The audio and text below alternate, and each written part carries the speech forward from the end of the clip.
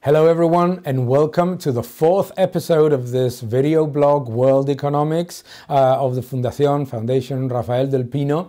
Thank you so much for the success of the first three episodes, and thank you so much for your questions and for the comments. The main comments that we have received in from the last three episodes are about the global slowdown. The global slowdown, what can be done about it, and what are central banks doing about it, and why is it happening? Let's start with the eurozone. The eurozone slowdown should not be a surprise to anyone that follows the European economy. It is basically the effect of high overcapacity, high level of debt, high level of government spending, aging of the population. Demographics are very important.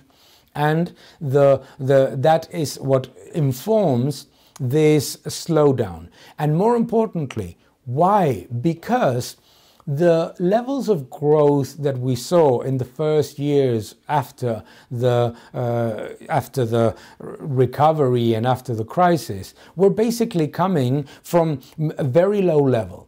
So what we are seeing is not that the current levels of growth estimated by the European Central Bank, by the global authorities, those levels of growth are too low, is that the levels of growth that the European Union showed in the first years of recovery were exceptional.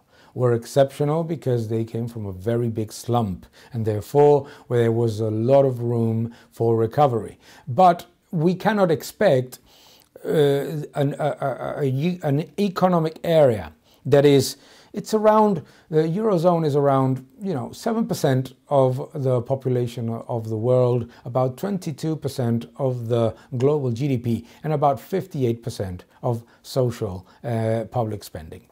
So obviously, the amount of public spending is a big factor in keeping growth rates much lower than other economies.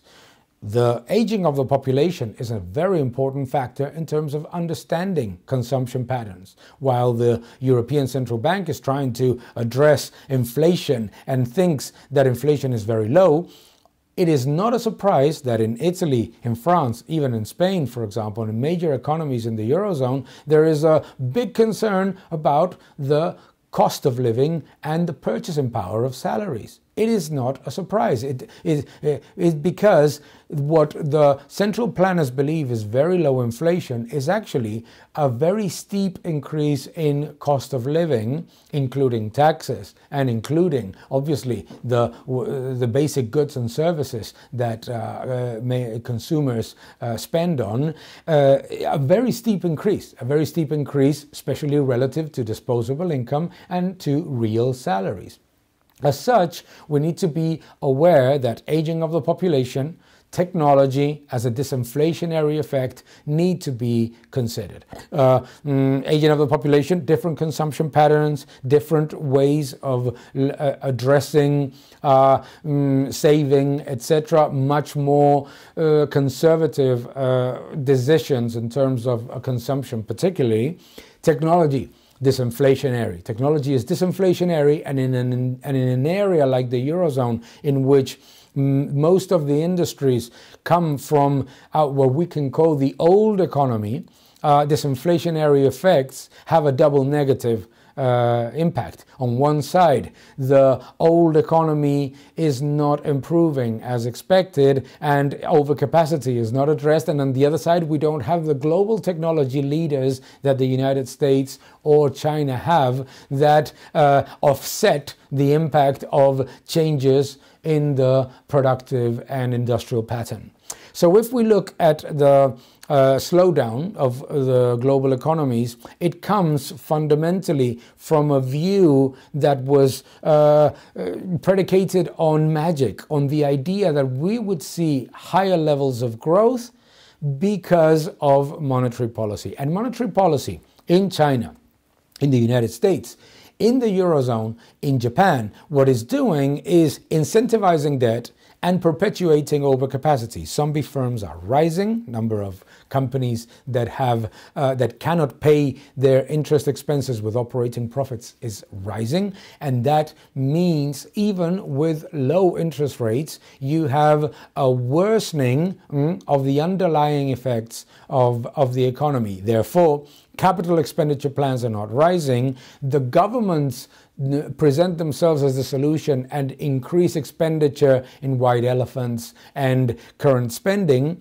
and by doing so, the productive versus underproductive balance is worsened. What it means is basically that we are subsidizing low productivity sectors at the expense of savers and high productivity sectors that suffer the tax wedge. When we look at that, what we need to see simply is that what we have ahead of us is a period of low growth, low inflation, low interest rates. Phenomenal. Now, we understand that process, and more liquidity, lower interest rates, negative interest rates, modern monetary theory, magic solutions, as we explained in the second episode. Those are not going to address that problem. They might create a bump effect for a short period and then resume this process of slow growth. No, but it is slow growth.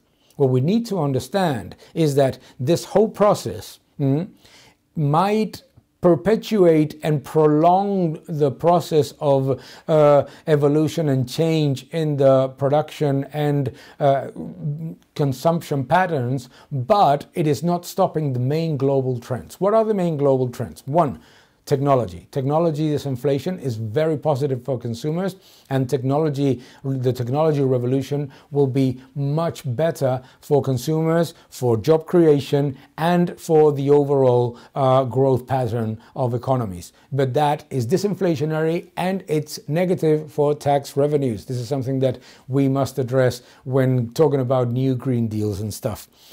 Second, aging of the population in developed economies.